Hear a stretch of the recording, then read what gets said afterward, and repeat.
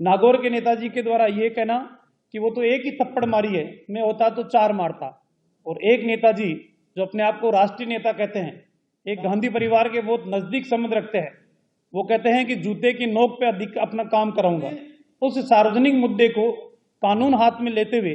बाड़मेर के किसी जनप्रतिनिधि के द्वारा इस तरीके का कृत्य करना कि कानून को बाधा पैदा करें और बाधा पैदा करने के बाद में सोशल मीडिया के ऊपर उसकी रील जारी करके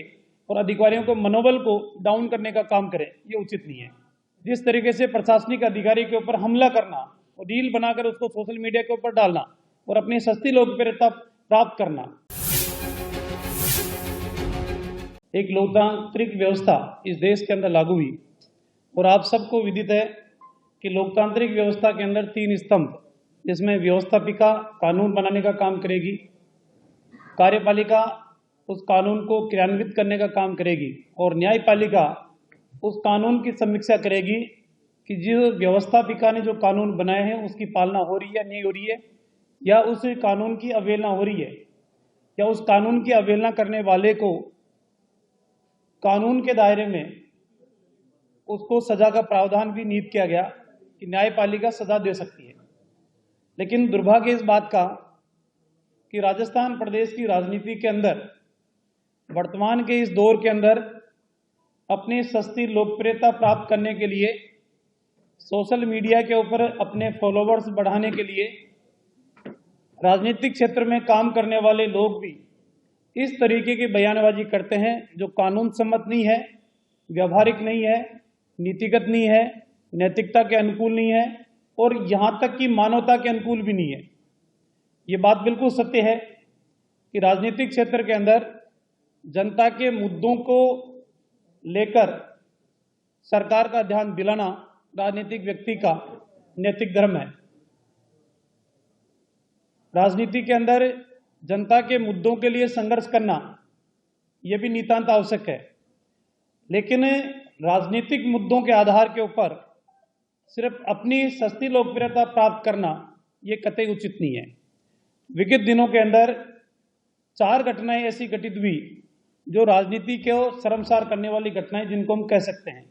या जिनको हम ये भी कह सकते हैं कि राजनीति में इस तरीके का चरित्र कोई सहन नहीं करता, कोई बर्दाश्त नहीं करता। क्योंकि वर्तमान में प्रदेश के अंदर कार्यपालिका का काम करने वाले कोई विदेशों से आए हुआ व्यक्ति नहीं है, या कार्यपालिका का काम करने वाला किसी के प्रति कोई द्वेषता भाव रखकर अपने कार्य को अंजाम देने वाला भी नहीं है। वह अपने कर्तव्यों का पालन करता रहे और अन्य राजनेता उस व्यक्ति के कार्य में व्यवधान पैदा करे, उस व्यक्ति को सार्वजनिक स्थान के ऊपर ऐसे लज्जित करने का काम करे जो कोई भी व्यक्ति उसको बर्दाश्त नहीं करता।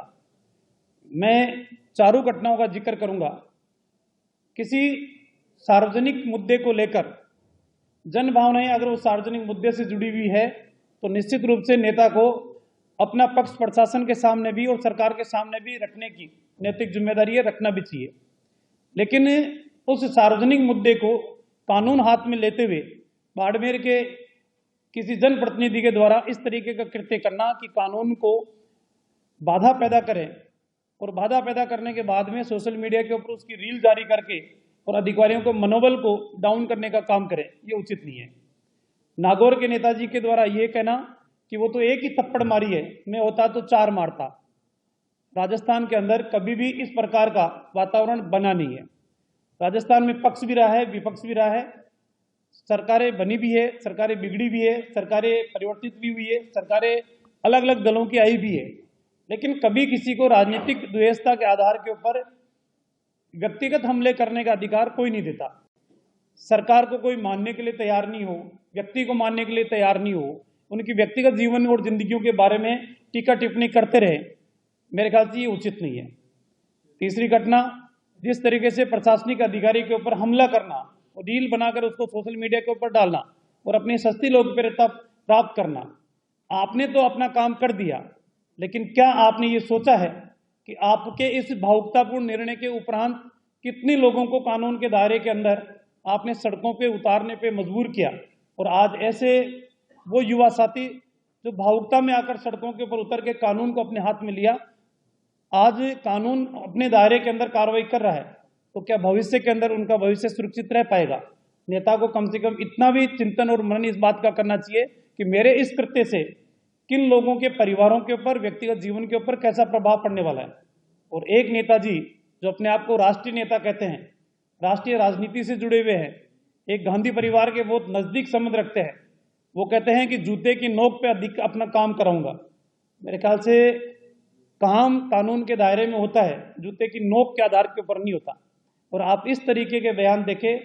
समाज में वैमनस्यता पैदा करने का काम कर रहे हैं, समाज में द्वेषता पैदा करने का काम कर रहे हैं, लोगों को गुमराह करके उनको मुद्दे से भटकाने का काम कर रहे हैं। इसलिए राजस्थान की राजनीति हमेशा पाक साफ रही है, सुचिता की राजनीति रही है।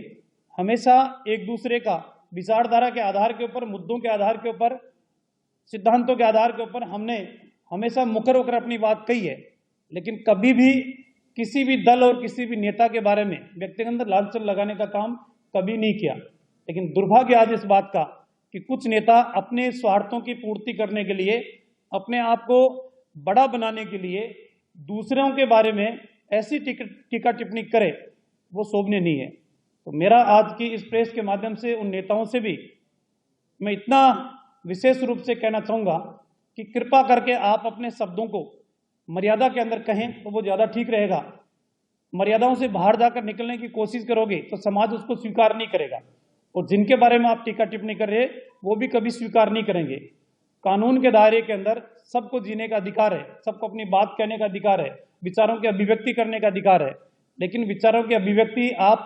बिना किसी तथ्य के आधार पर करें, बिना किसी मुद्दे के आधार पर करें, बिना किसी साक्ष्य के आधार के ऊपर करें, और एक सनसनी पैदा करने के लिए किसी के ऊपर किसी प्रकार का बयान आप दें, ये उचित नहीं है।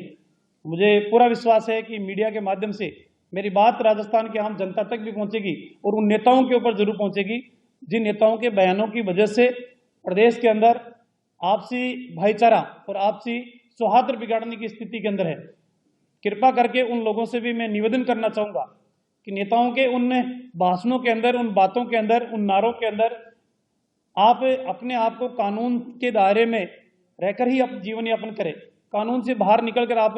कोई कृत्य ऐसा करोगे तो उसका खामियाजा भी आपको भुगतना पड़ेगा। इसलिए मेरा